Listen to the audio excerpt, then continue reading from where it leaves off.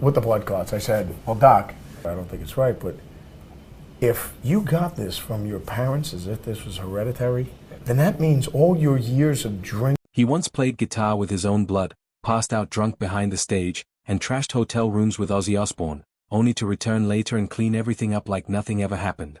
Zakk Wylde isn't just a guitarist, he's a storm, the roaring soul of American heavy metal for over 3 decades. But now, in his 50s, Zakk walks on stage no longer with a bottle of Jack in his hand but with sober eyes, a clean heart, and a guitar that once belonged to Dimebag Darrell. The man who used to live by the scream of a Marshall amp now quietly talks to God every morning. He still wears leather, still sports a wild beard, but has slowed down, as if fully aware of the price of going too far again. Zakk Wylde didn't fall to scandal, didn't get swallowed by fame. He chose to stop, rise, and move forward. And because of that, he's become a rare figure in the metal world. A wild soul who knew when to stop, a warrior who never betrayed his fallen brothers, and a father, a husband, a friend, without pretending to be one. This story isn't just about a rocker who survived but about a soul once lost in the dark now walking in the light, not to be praised but to prove that true strength doesn't lie in a riff. It lies in staying loyal to who you are. Early life. Jeffrey Philip Wieland was born on January 14, 1967, in Bayonne, New Jersey, a working-class industrial town where no one expected one of the most distinctive guitarists of the 1980s to emerge. His family was of Polish descent and lived a modest life, not poor enough to starve but far from having money for Marshall amps or Black Sabbath tickets.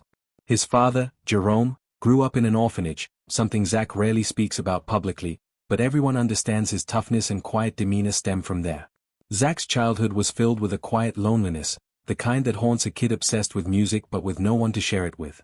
At age 8, he picked up his first guitar, then gave it up. At 14, he returned, and this time, he never let go.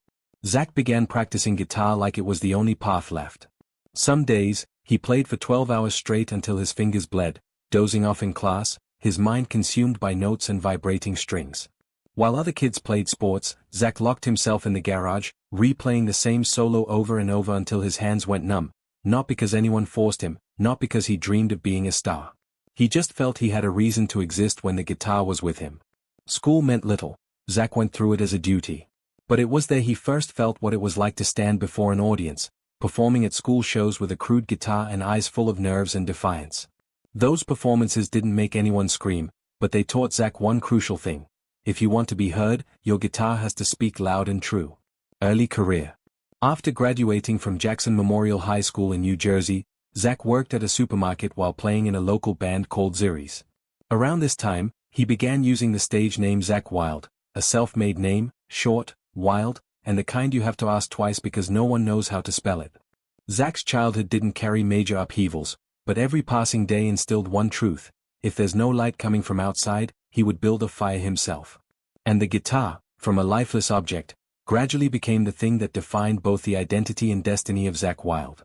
No one taught him how to become an artist, but through relentless repetition and an obsession with every note, he learned how to live and how to never look back. In the 1980s in New Jersey, Zakk Wylde wasn't a name anyone paid attention to. He played in a small band called Ziri's, performing at local bars with an old Gibson Les Paul slung over his shoulder, standing in the background, riffing behind the lead vocalist. No spotlight, no praise. But even if no one was watching, Zakk played with everything he had. Even if there were only 3 drunk guys there, I'd still play like I was opening for Black Sabbath at Madison Square Garden, he once said. It wasn't arrogance, it was attitude, the kind that makes an otherwise hopeless musical journey take a turn. A quiet search. In 1987, when Jake E. Lee left Ozzy Osbourne's band, a quiet search began for his replacement. One of Zakk's former guitar teachers suggested he send a demo tape to Sharon Osbourne. The tape contained only a few riffs, a short solo, and some rough vocals, no production, no polish, but it was enough to make Ozzy stop in his tracks. There was something in the way Zakk played, raw, unrestrained, yet precise, that Ozzy couldn't ignore. Their first meeting played out like a scene from a real-life rock movie. I was shaking like a leaf, Zakk recalled. He said, play, and I could barely lift my hand. But after just a few notes, Ozzy turned to Sharon and said, here's the one.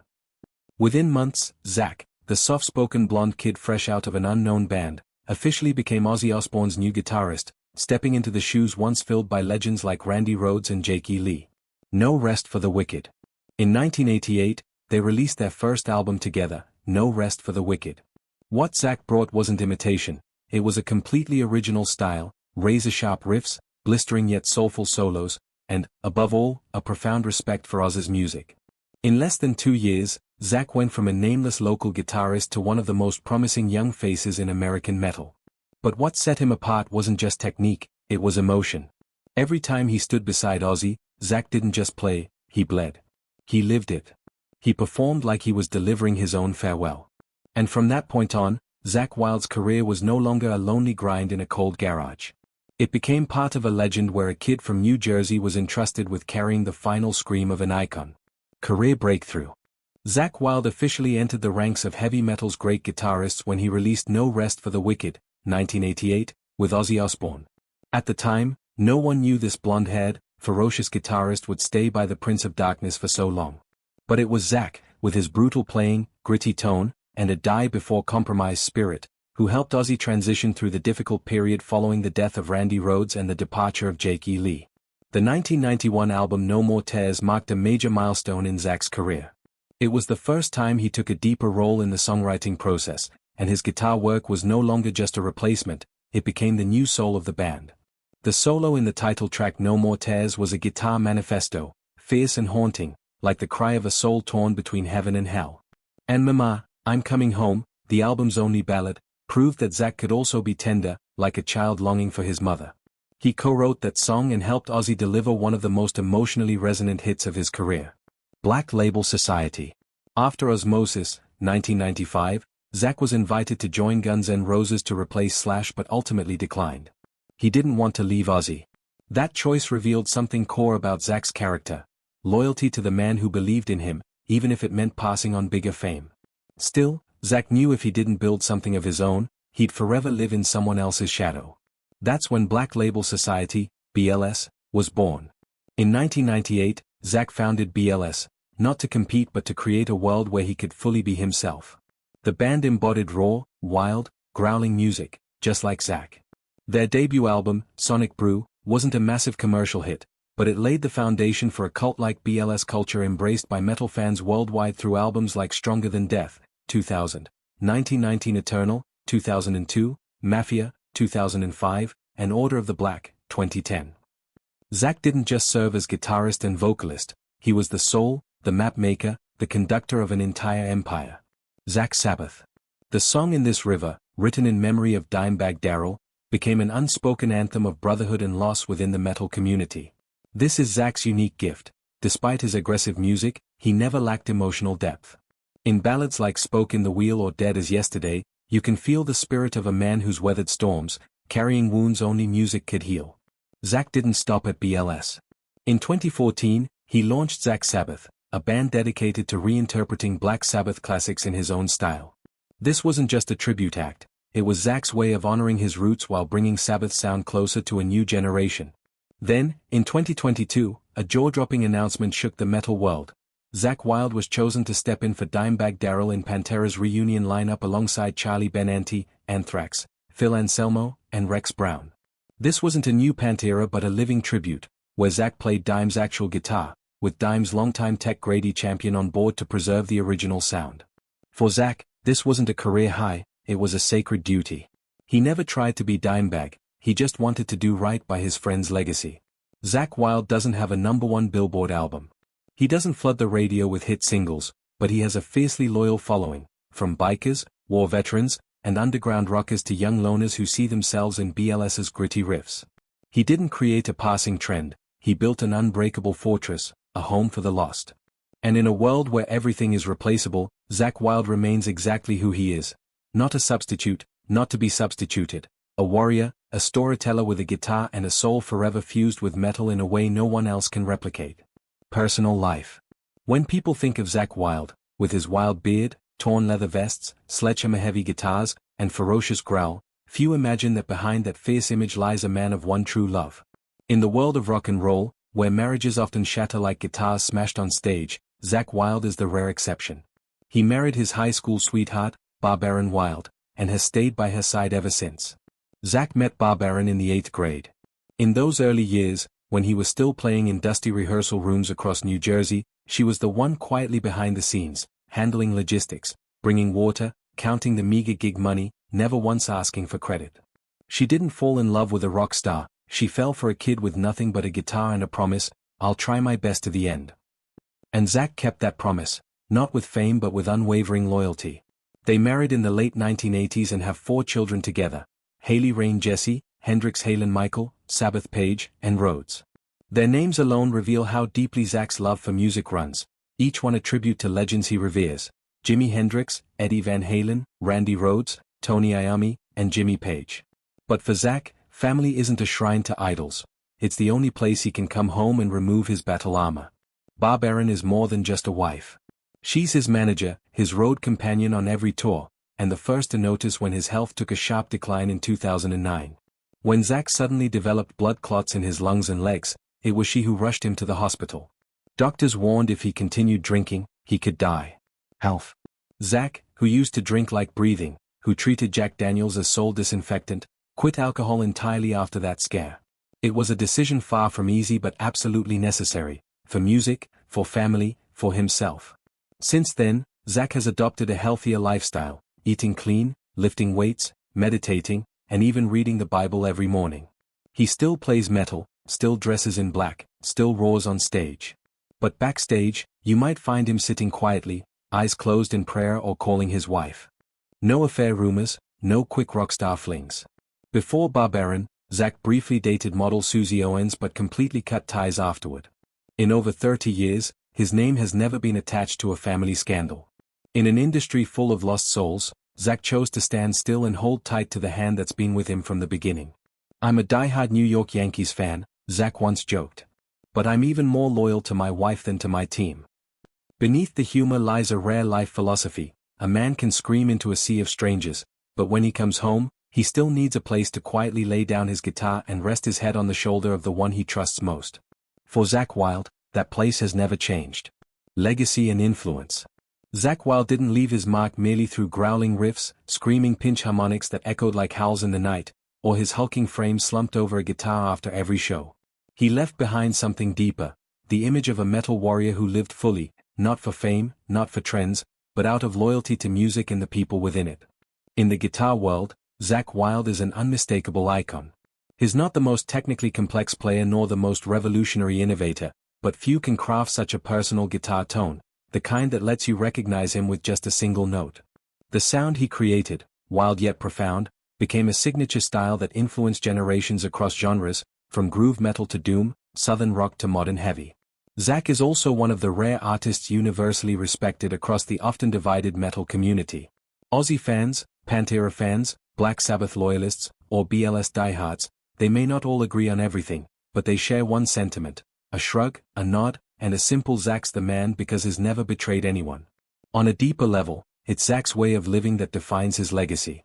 In an industry flooded with exit strategies, shifting allegiances, and artists willing to sell everything for attention, Zakk stayed the course, even when it meant walking alone, quitting alcohol, or living in contrast to the world around him. His proof that you can be a fiery artist and still a devoted husband, a gentle father, and a loyal friend who doesn't vanish when things get tough. And perhaps Zakk Wylde's greatest legacy doesn't lie in albums like No More Tears, Mafia, or Doom Crew Incorporated, but in his irreplaceable presence on stage, where he doesn't just play guitar but sends out a message: that metal is not just sound, it's loyalty, courage, and unshakable belief. What makes a true metal legend? For Zakk Wylde, the answer may be this: he never tried to become one. He simply stayed true to himself, and that was enough. Current life. Though now 58 years old, Zakk Wylde shows no signs of slowing down. In fact, 2024 and 2025 have seen him at perhaps his most energized and active state since turning 50, not just performing but honoring the legacies he grew up with, fought alongside, and now continues to carry forward. The centerpiece of Zakk's current activities is the ongoing Pantera Tour, a massive global tribute launched in 2022 to honor the band's late members, Dimebag Darrell and Vinnie Paul. In 2025, Zakk and Pantera continue to bring this tour to North America's biggest stages, from Philadelphia and Tampa to Santa Clara and Denver. With Dimebag's actual guitar in hand, Zakk isn't just playing music, he's resurrecting memories. Fans who once mourned Pantera's end now stand before the stage, shedding tears for a presence that feels different but genuine, heartfelt, and worthy. At the same time, Zakk is also a key performer on the Experience Hendrix Tour 2025, a nationwide celebration of one of his childhood heroes, Jimi Hendrix, spanning March to April 2025 across dozens of cities in the US and Canada. The tour features guitar legends like Kenny Wayne Shepherd, Eric Johnson, and Marcus King, but Zakk has been one of the most talked about acts thanks to his distinct style that channels not just technique but unfiltered rock and roll soul. Meanwhile, Zakk remains the frontman of Zakk Sabbath, his tribute band to Black Sabbath. In late 2024 and early 2025, they toured the US on the King of the Monsters circuit alongside tribute acts like Zoso and the Iron Maidens. In early 2025, Zakk Sabbath continued their journey across Europe, from Manchester to Berlin, playing iconic covers like NIB, Iron Man, and War Pigs as a tribute to Tony Iommi, whom Zakk reverently calls the father of heavy metal. On top of that, Zakk released a digital album titled Greatest Riffs with Zakk Sabbath, a compilation of fan-favorite covers. The album has been warmly received not only by die-hard fans but also as a milestone marking over 30 years of Zakk keeping the Sabbath flame alive. Perhaps the most emotional moment of 2025 will be Zakk's participation in Black Sabbath's farewell concert, scheduled for July 5, 2025, at Villa Park in Birmingham. This historic show marks the full reunion of Ozzy Osbourne, Tony Iommi, Geezer Butler, and Bill Ward after more than 2 decades. Zakk isn't an official member of Sabbath, but his invitation to perform at this farewell night proves how deeply woven he is into the band's spiritual legacy. When he's not touring, Zakk spends time at home in California with his wife Barbara and their 4 children. He continues to avoid fleeting temptations and maintains a healthy lifestyle after quitting alcohol in 2009. Appearing on podcasts, talk shows, and behind-the-scenes videos, he always exudes warmth and humor but also the discipline and intensity of a true musical warrior. Zakk Wylde has never announced retirement. And perhaps he never will, because even when the lights go out, he'll still be playing, for Ozzy, for Dimebag, for Sabbath, for metal fans around the world, and for himself, the man who never stopped living for music. So what about you? If you could witness a Zakk Wylde performance right now, what song would you choose to hear? Share your thoughts in the comments below, and don't forget to subscribe to the channel for more real-life stories of blood, sweat, and music like the one you've just watched. Thanks for being here, and see you in the next video. Rock on!